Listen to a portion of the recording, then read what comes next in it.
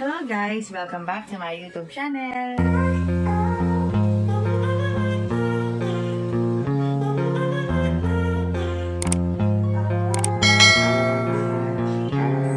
reason talaga na nakuha namin yung win na to is yung teamwork.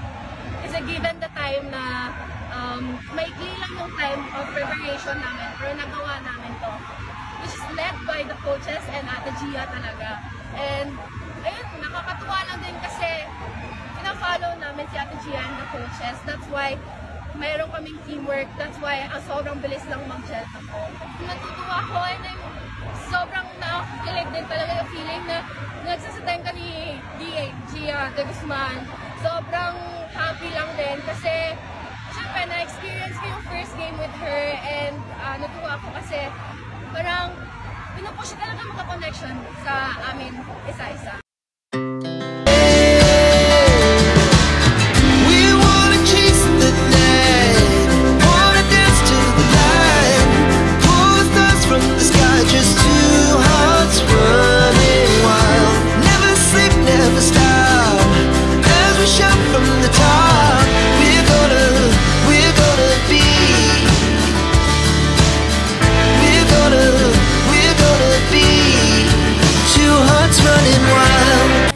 So, ayun na nga guys.